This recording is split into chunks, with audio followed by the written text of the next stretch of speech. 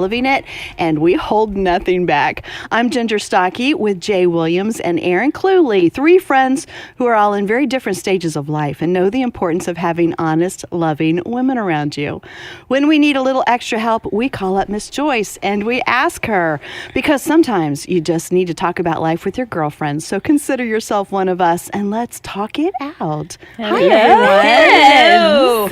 I must admit, I was a little let down that you didn't say gorgeous. Like last week, you called me gorgeous. I know. And What you you are trying to still say? gorgeous. What you trying to say? You are absolutely still gorgeous. Okay. But not enough to say in words today. I got it. Clear. So, true story, my husband tells me quite often that I look nice or that I'm beautiful. And this sounds like a whiner. But after a while, you're like, if you say it all the time, I don't believe it anymore. Yeah. Especially if he doesn't look You up. know, when you have the flu and you say, oh, you look so beautiful, you're like, okay, no. Yeah, you're lying. I know better. Yeah. So I'm not going to say hello, gorgeous every week. Okay. Maybe 3 out of 4. Yeah, I appreciate the clarification because I was feeling a little ugly today. Then Hey, did you get your eyebrows done? I did not, but I used a different pencil. I like You know them. how I see said you. I like a strong brow. You did. Before, so yeah. I like us. Especially when you do that actually, to me. it was an accident. It's the wrong pencil, but You made it work. I said, like well, them. we're just gonna color in now. You make it work. It was a Sharpie. No. You're looking gorgeous. Oh, thank you, darling. So are you. And we are thrilled to have a guest with us today. We are a big fan of Annie F. Downs. Oh, yeah. I sat there so quietly. I had so many thoughts about the eyebrow pencil. But then they're like, who's that voice? We don't know that voice at all. But they look very good. Thank you. And your ability to make this sound like a Sharpie Did is you like spot that? on. Yeah. That's impressive, right? Yes. I like the way you had a Sharpie in each hand when you did the Yeah, eyebrows. It yeah. wasn't just I wish one. you was Right. Fishing with her pencil drawing. Yeah, That's you gotta right. take the most of the time. You know, That's just right. get them done. That's right. Well, if you're not already a friend of Annie's, you will be by the time we are done today because she is a best-selling author. She has a wonderful podcast that you need to check out because Annie and her friends talk about great topics, and it's just a lot of fun. And that's exactly Should be. That why sounds it's fun titled what podcast. it is. That's right. That's right. That sounds fun. So we invited Annie to be here with us today, partially because we're going to be spending some more time together. You're going to Yes. join us at the Love Life Women's Conferences this year. Yes, I can't wait. I'm so excited. Hometown of Atlanta, so that's really fun. Yeah. To get to be there with all my people. And then in Denver as well. So you better get your tickets now because Annie will be selling it out with her family. That's right. That's exactly right. That's 100% true. That's awesome. Well, we have had a lot of people making comments on the podcast that they love being part of group, they love listening, and they would love to hear more about being a single woman in the world today. Yeah. And one of many, many things that Annie is a single woman. That's true. So Today. you feel like right. representing. I am unmarried today, so I will represent that demographic for today. I don't know what tomorrow holds, but today Today you own that. unmarried. Yeah, that's right. Well, we wanted to talk about the fact that no matter who we are, no matter where we are, we always want something else, don't we? Yeah. I mean, Yes. I know I'm that way. There's always something that I think will make life just a little bit more fun, a little bit more adventurous, and we need to learn to be content. But that's a big topic, and sometimes people don't want to hear it. Right. Yeah, it's hard because a lot of times something I realize is that if I put like on a dream board or a vision board or something that I want, you know, like in relationships or just Do you in do life. vision boards? Yes. I used Do to they have like have cutouts parties. from magazines? Yes. Do you? Wow. Yes. Okay. Y'all don't do. Why y'all I looking mean, at yeah, me I like do y'all that. never done that? I'm weighing. I do them. Oh. How do you do it? I don't I know. just I go- do This is just magazines. new. Oh, I this go is just to- new for me. I just go to like From you, new information. to the dollar It's a store. good thing. Yeah. I'll get a little poster board and cut out stuff out of magazines and words. Yeah. And people with abs. Like you know, oh my gosh. like the Unabomber did. Oh my gosh. Well, not a serial killer. no, it's different. It's different. different. It's a lot. abs. It's a lot Yeah. different. It's Yeah. usually like inspirational Oh, words. that's better. Right. Like happy and you know like That is good. Do you do one find every words. year, Jay? I try to do one every year. Okay. Like I would try to do like we started doing them even for my daughter's birthday. So that was one of the things to help her. cool. You know, she never likes to finish them. So, but that's something that we had kind of started doing was like Yeah. That's a vision great boards. idea. Yeah. So You know, I have a problem with them. Not that they're wrong, but for my personality, I know that I have to be super careful to not like think too much about what I want, because then I can get so focused on that, then I lose that contentment side of it. So for me, I've had to learn that about fine myself. line. I can't think too much about what I want because I'm so goal oriented. I will go hard for those things. Okay, but let me forget tell you my what center. the church has done wrong. You ready? Welcome, Whoa, Annie. this is big. Okay. Let's just go there. We were kind of told in youth group growing up that when you are content, you will get what you want. When you are satisfied with what you have, then you will get what you want. But what is actually true is when you are hungry, you don't have to pretend to not be hungry to get full. You have to go eat. Well, And so we've got to start figuring out a way to make vision boards that help us dream and pursue and go after what we want, but hold them both. Yeah. I felt like growing up in church, I was taught I wasn't allowed to have wants and be satisfied. Yeah, I was yeah. supposed to be all the way satisfied, and then I'd magically get these things I want. And that just was never true. Yeah. It was never true. And I felt the same way, but then I also then leaned on the scripture of like, where there's no vision, the people perish, Yeah. And so I'm Yeah. always like, if I know that I want to do something, a lot of times I can get so inundated with things that I'm doing for other people, whether that be in ministry or work, that sometimes I do lose focus of me. I lose focus of, the things that, I've talked about this on the podcast before, so I could be working, and even forget to eat, Yeah. So I do get content. My stomach like, "Rrr," and I'm like, oh, forget it, Right. keep moving. And so sometimes I need that visual just to remind me like, hey, you have to prioritize yourself too. So I do like to have, like just something to look forward to sometimes. And then the thing that I really had to work on is not punishing myself when I don't necessarily get all that stuff. Yeah. Yeah. Because I still don't have abs, but it's a cool thing to like, I wish I had them. Does that make really sense? good. I don't know Absolutely. where I was going with that because we went somewhere else, but it's all good. But No, I think you make a really good point that we really all need something different in our lives to focus us, to learn how to have goals and be content, and to be able to do them both. Yeah. Right. That's a really good That's point. the thing is how can you hold, I have more than I deserve, and there are things I want I do not have. Right. Both of those are always true. And we get to help our friends in our real lives, and they're listening, our friends figure out what it looks like to hold both of those. Yeah. I think I just had a revelation about my whole life just now while y'all were talking. Okay. really, Wow. do share. I don't know. Nice. Maybe I should make you wait to the next 10 minutes. Why? And then Whole share it revelation. later? I'd tease a little bit. I think you should. Let's take a teaser and we'll be back with you. Yeah, It's like and then a- you're that's out a of commercial break. I can have vision. I love vision for other people. I like to think of vision for what I want here at work and what I think we can do for my family. But to do it for myself feels almost selfish to me, because I think it's a lot of what you're saying, Annie, is that's too much about, that's not the way that it's supposed to be. I need to be very happy with what I have right now. So I shouldn't think that much about myself. I think you should go Whoa, for it. I'm just going to sit here and ponder that for a You should little totally bit. go for it. I think I will. But I love that you kind of I just thought about that. landed there. Yeah, that's interesting. Yeah. So we actually got some questions from all of our friends, and so I'm gonna ask you a few questions from them, Annie. Okay. So this one says, "How is it okay not to be happy being single, despite being happy with and in yourself?" Totally. Right? I mean, I think, I totally think you can say, this is not the life I want. And the question is, are you sitting at home and saying that to yourself or saying that to Facebook? Yeah. Or are you feeling that and still going out and meeting people? Yeah. That is such a And key. are you still doing living anything? your Yes. life? Are you doing anything to Yeah. remedy the thing that bothers you? Because we aren't in control of. In fact, we talked about it at lunch, Aaron. This idea of like, it is a miracle when a man and a woman end up at the same place at the same time and fall in love. It's a miracle. Yeah. But I'm probably not going to fall in love with someone if I don't leave my house. Unless it's the mailman, because he's the only one who shows up every day.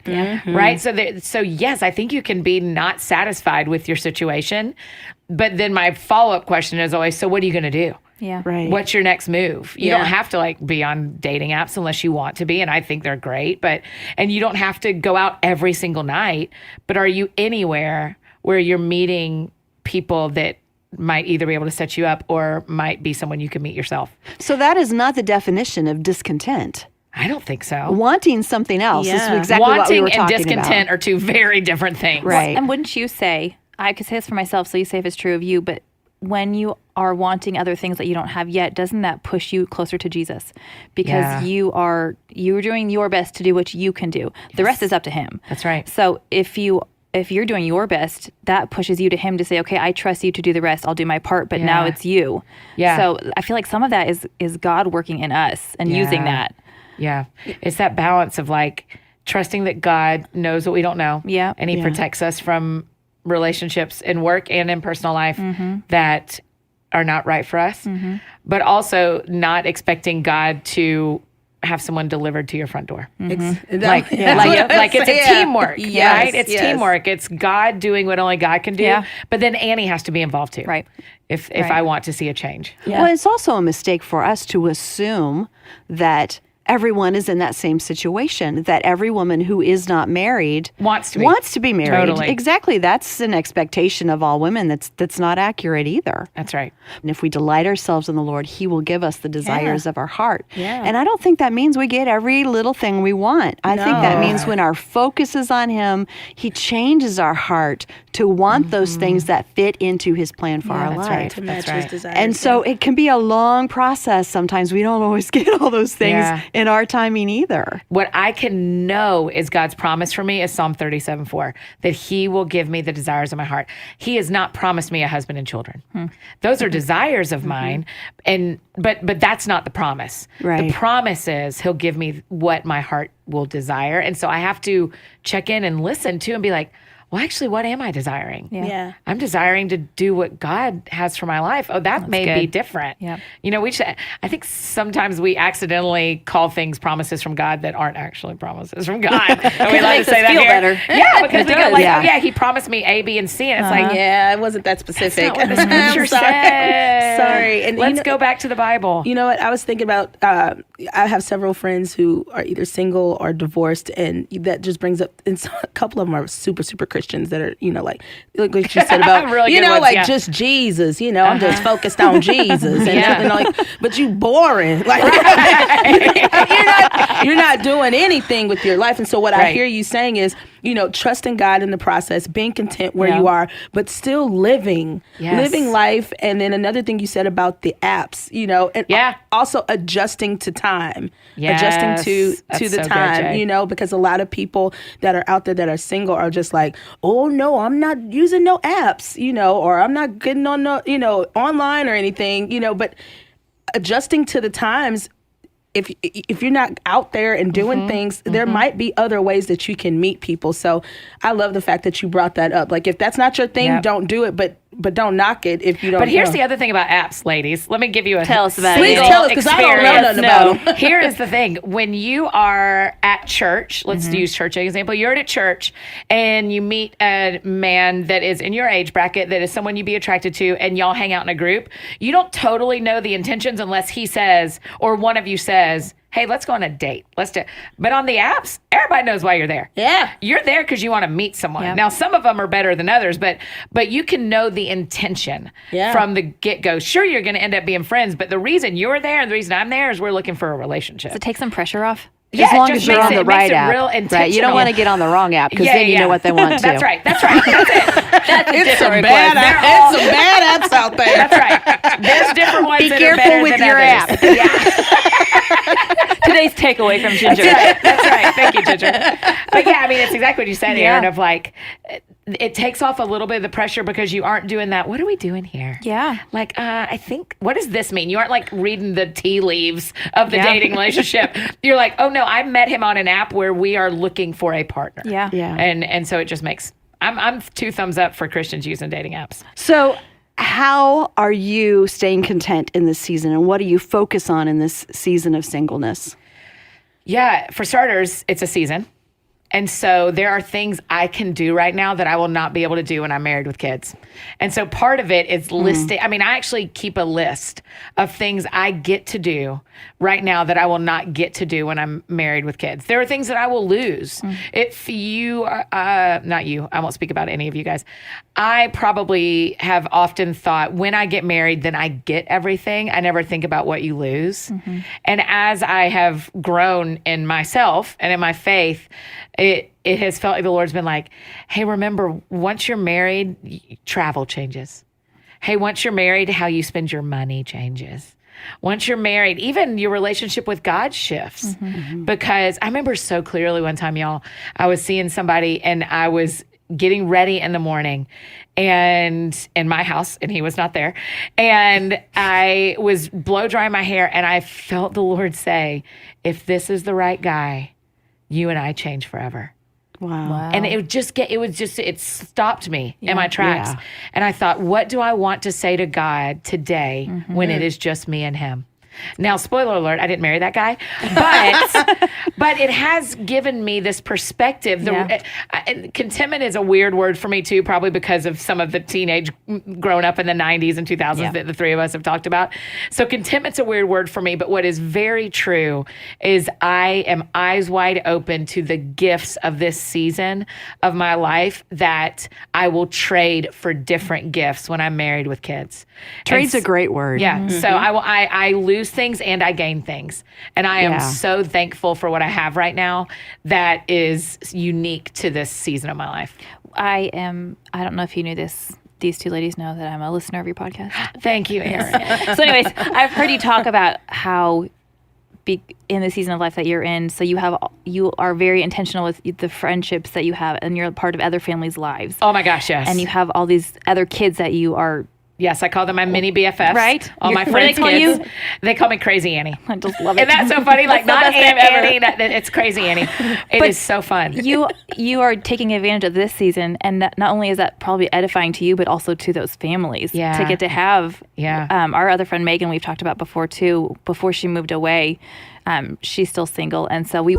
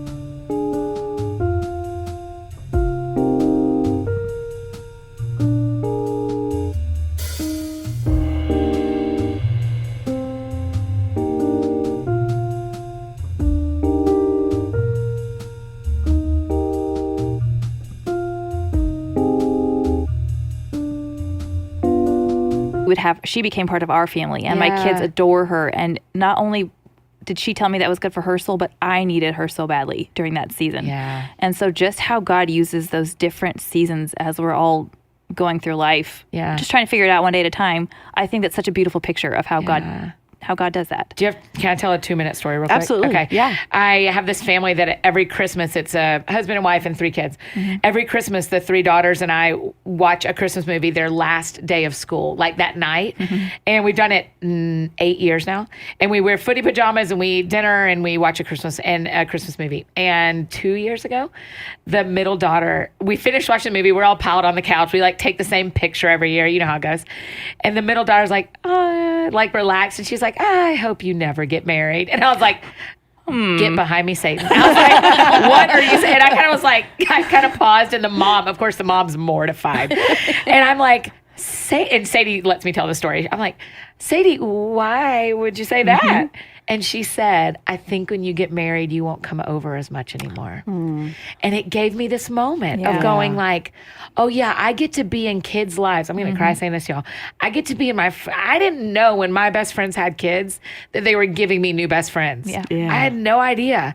But they have. And my calendar allows me to be in a lot of families' lives. And that will change. And so... That's beautiful. So I am so thankful that I get to eat dinner with families and be with families and have these kids call me Crazy Annie and expect me to show up every Thursday night. They well, it's Thursday. Wait, Of course you're going to be here. Our church added a service on Sunday, so I couldn't go to this one family's house on Sunday afternoons anymore. And I didn't even think they would notice. The kids were like, "You don't come over on Sundays anymore." I was like, "Oh, right. Sorry. I forgot to communicate what was happening with you." That's cute. But it's a gift. It's a gift. And so the longest answer to that question is there are gifts in this season that will not always be gifts for me. Yeah. And so I will eat those up while I have them, and then I will trade them in for the next thing God has for me. That is perfect, because whatever season you are in, there is a beautiful gift in this time for you from God. So the Bible says so much about this very thing, about the wonderful things that he has for us and about contentment. And Joyce has certainly lived a lot of this in her life. So let's dig into what the Bible has to say with Joyce about contentment and putting God first. Let's look at Philippians chapter 4, verses 11 and 12. Contentment doesn't mean that you never want anything else. It means that you can be satisfied where you're at on the way to where you're going. How many of you would admit today that this is the right place for you to be today? Because if the truth be told, you have had a fair amount of discontentment. You know, we are a people created by God, and we're created for God, solely for his purpose, to love him, to worship him, and to be the object of his love and his abundant grace. And so anytime that we let other things that we want get ahead of our relationship with God, it always just poisons us on the inside. And I'll tell you the truth, honestly and truly, for a lot of years, even as a Christian and even as a woman in ministry, I really didn't know what I'm trying to tell you here today. And I really just could not get happy. You know, I thought, well, if I could have, you know, the growth of my ministry was really important to me, because that was my goal and dream. Whatever your goal and dream is, you want to see that progress. And so I thought, well, if I could just have 500 people in a meeting, then I'd be happy. Of course, then when I got 500, then it was like, well, if I could just have 1,000 people at a meeting, then I would be happy. Some of you have more money now than you ever thought that you would have in your life, and still there's a thing in our flesh that wants more. Some of you have more success, you have a great position, you thought, well, if I could just get married, I'd be happy, and so now you're married, and now you're thinking, well, if this person I'm married to would just behave a little better, then I could be happy. Well, I could be happy if I had a bigger house, so now we got the big house. Well, I would be happy if I had somebody to help me clean this big house. So then you get somebody, you don't like the housekeeper. Well, I would be happy if I could get along with this person who helps me clean the big house. Come on, is anybody home today? Whatever it is that you think that you need today to make you happy, I can tell you that it really won't do it for very long. It might for a short period of time, but it won't do it long term. But if God is first in your life, I mean first, seek ye first the kingdom and his righteousness, then other things will be added unto you, and you can have them with joy. God is like, he's jealous in the way that he doesn't want anything else to be before him, because he knows that we were created solely for him and by him, and that we don't function right when we put anything else ahead of him. So when God tells us to keep him first, it's for our benefit that he tells us that, because that's the only thing that can truly make us happy. Now, the Apostle Paul in Philippians 4, verses 11 and 12, not that I'm implying that I was in any personal want, for I have learned how to be content, satisfied to the point where I'm not disturbed or disquieted in whatever state I am in. I love that. I've learned how to be content no matter what state I'm in. I know how to be abased and live in humble and straitened circumstances, and I know how to enjoy plenty and live in abundance. I have learned in any and all circumstances the secret of facing every situation, whether going well-fed or going hungry, having sufficiency and enough to spare, or going without and being in want. I have strength for all things through Christ who empowers me. Now, I personally think that we may be bordering on being guilty of having abused Philippians 4:13. Because we tell people, oh, you can do anything. You've got the ability to do anything. But Paul was talking about something specific there. He said, look, you have the strength to stay happy if you're not getting what you want, and you have the strength to be happy if you are getting what you want. You have the power of God to be happy no matter what. So knowing that we have that power because of God in our life is so great, because I often don't think that I have it on my own sometimes. You know, there are so many areas that I am very content, and other areas that I want more. I just know that there's more for me, but there's still contentment in all of that. And to be honest, because I've been married my whole life, so like, I just pretty much Since birth. pretty much came out that way. And so I am one of those people. I was very driven. I did not want to get married. I got married with the That's so understanding. annoying. I know, and it's okay to say that. I'm just I love kidding. that. I love that about you. I got married with my husband with the agreement that we would not have kids. Oh, wow. And it wasn't because I love children so much. It wasn't because I didn't love children. It was because I wanted to sow into other children in the world. You know, it's one of those Christian things that you're talking about. Yeah. Was that there's so many hurting children all over the world, and I want to go. And I meant that with all my heart. So anyway, I wasn't going to get married. I wasn't going to have any kids. And so then when God put this man in my life that I loved, and after we had been, dating for many years, it was like, it wasn't many years. It was just through college, but yeah, So many. Wow. many. but then you're like, okay, I mean, when you're 21, that's a fourth of your life. exactly, So, exactly. yeah. And so then it's, all right, how am I content? Is my contentment going to come from what I thought my dreams always were? Do I leave this person now? Or do I walk this new path where I think God is taking me? Yeah. And I think it's kind of like the flip side of it. It wasn't what I was panicked getting married because I'm too young and this is not what I wanted. I love this guy. What do I do? And Tim knows this, so it's all good talking about it. The girls know, that we weren't thinking about kids, and God completely turned that around. And it's the most wonderful thing, at this time in my life that I've ever done. But I think the point is what we think will make us happy is not always what really makes us happy. And God knows so much better. Yeah, so much better. I mean, how many guys, for those of you who didn't get married at birth, I mean, how many guys that we didn't date that we wanted to date? I look back now and go, man, the guy I would have married in college, what would I be able to do this job? Right. Would I be doing the thing God has made me to do if I'd have been married 20 years ago? The answer is no. Yeah. It doesn't mean one's right or wrong. It meant for my story that he just knows. Yeah. Yes. He is better than good to me. And so I am aware that he knows what I don't know. In fact, my prayer life has changed, particularly when it comes to dating, where instead of going, I say what I want, Jay, like I say the desires of my heart, like this guy, I would like for this guy to work.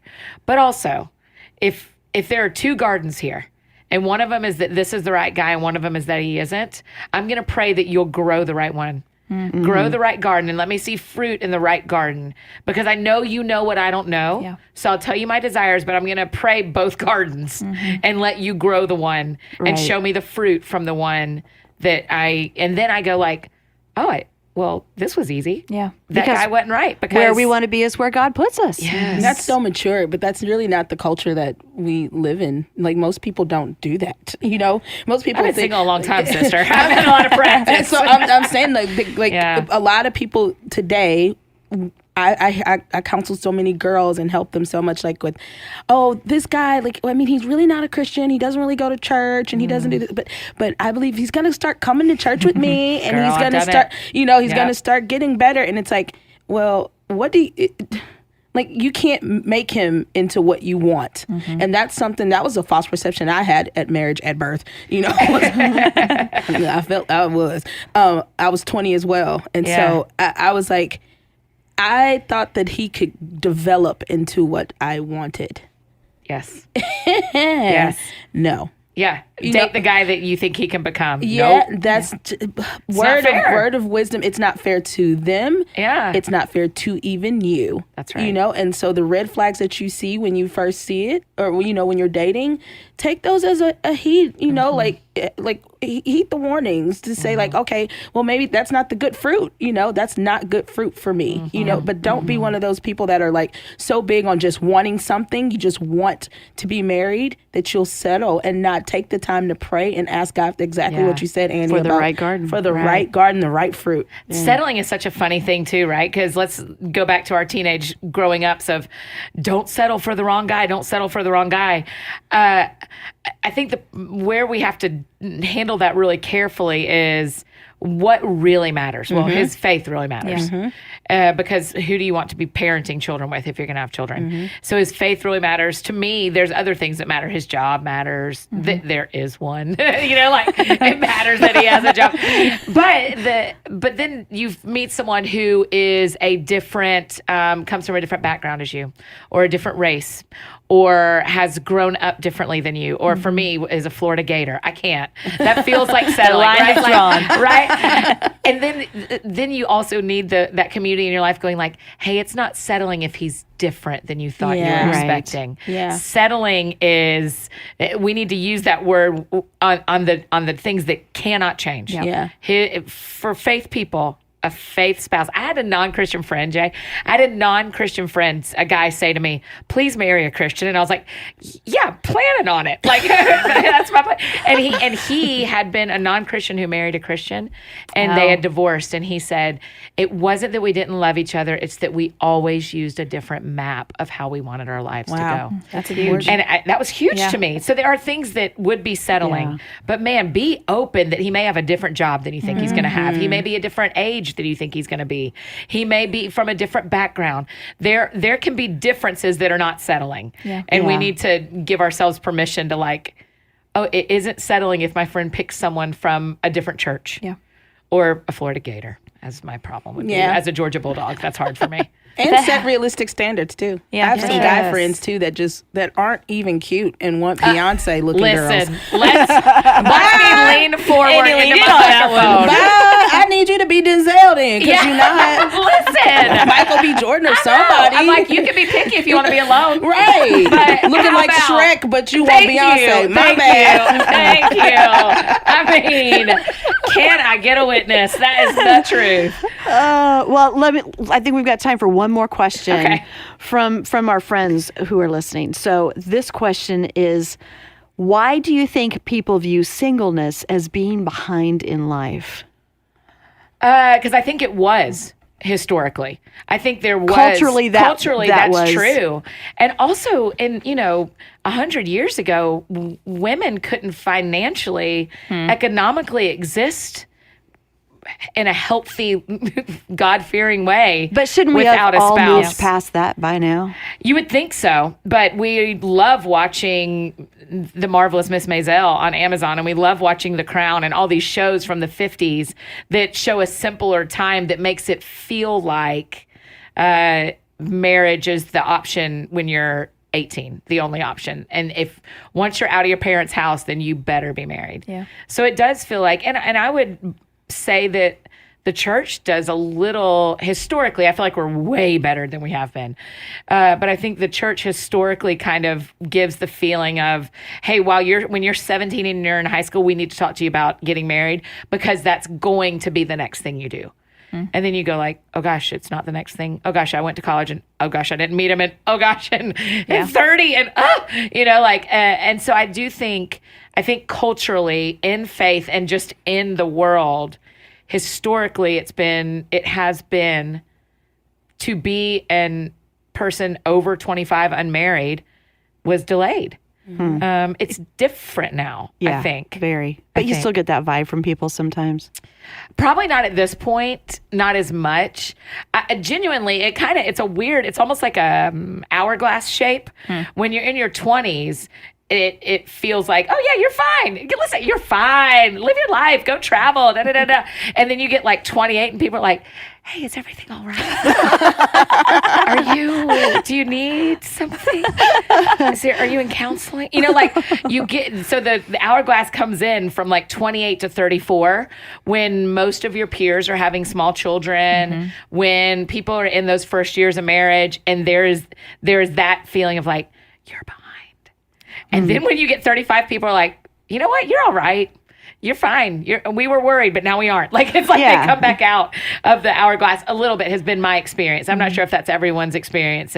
But I also moved to a bigger city than where I grew up for my 30s. And so the dating age and the marriage age changed. Yeah. My peers that we're in our late 30s, my peers have preschoolers. My peers in my hometown have middle schoolers. And it's just a difference of what the city, Right. what the culture was like in that particular city. Well, I'll tell you, just like we were talking about how glad I am that God knows what I needed, even more than I did. Yeah. Because I'm so happy that I followed the path that God took me on. But in the same way that God knows better, I have to realize that people do not know better. Yeah. That no matter what people are saying to me, if God's not leading me there, then that's not the way to go. Yeah. And that's where contentment comes from too, because so often we do feel discontent because we're comparing ourselves to everybody else, or we're listening to what somebody else is saying that we should be or be doing. Yeah. And we have to stop that. I've been thinking about that in the past week too. Not so much for being single or not, but so I know a lot of moms, and a lot of them stay home with their little kids. And it's just things that I hear are that they want more, but they're home with their kids right now, and that's the season they're in, and they love that. But you feel like sometimes like you're missing or something. Like you could be doing more, but this is a season you're in right now. So Whether you're home or whether you're not, right? yeah, I could be doing more somewhere else. I could be doing more if I Sure. was home. Yeah. but to be content, like you're saying, with this is the season that I'm in, like you were talking about earlier, Annie, this is my current season. God will probably change it again. Yeah. And we're going to be constantly shifting seasons that we're in our life. So how do I make this season that I'm in right now be the very best I can let it be, and do all the things I can do in it, but not feel bad that I can't do all the things I could do in that last season. Yeah. And that there are going to be new things I can do in the next season that I can't do yet. I can't even fathom them yet. But it's okay to, I think what I'm thinking is, let go of what you used to be. It's okay to say, that is not who I am right now. And it's okay. It's okay that one day I'm going to have to let this season go because I'm going to enter the next season, and learning how to be okay in each of those and leaving some things behind. And I mean, if you think about the weather, it's winter right now when we're recording this. Yeah. If I...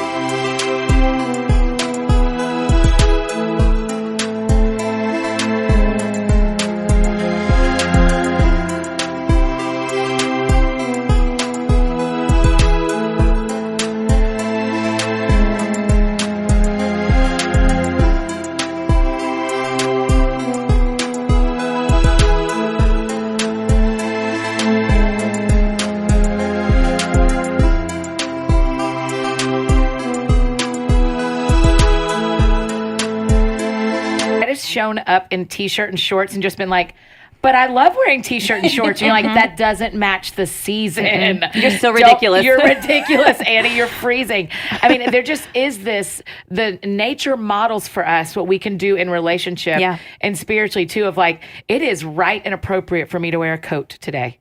Now in July, it's not. Right. And so I need to pay attention to the season because it tells me how to dress and what to do. And so for our friends who are stay-at-home moms right now, pay attention to your season. Yeah. Wear what you should wear. Yeah. You can wear sweatpants every day. I Do wish I it. lived a life. Yeah. I would love that. And at some point when I get to do that, I will miss getting on airplanes a couple Right. of times a month. Right. You will always miss a season you used to be in, but you can also always find something you love about the season that Yeah. you're in if you are looking for it. Yeah. Because you're right, it always changes. Spring will come and summer will come and we will wear shorts again and we will wish it was cold one day. It's just the Yeah. way we are as humans. That's true. That's very true. Annie, thank you. Thank you guys so much for having me. I'm We've really loved it. grateful. We've loved it. And we just want to remind everybody that we have a free resource for you. So if you would like to check that out, it's called Consistently Content. It is at joycemeyer.org/talkitout. And it is a free download. So go there and get that. Also, when you're on social media, use the hashtag #TalkItOutGirls, and I'll just keep sharing what we're thinking about this and keep digging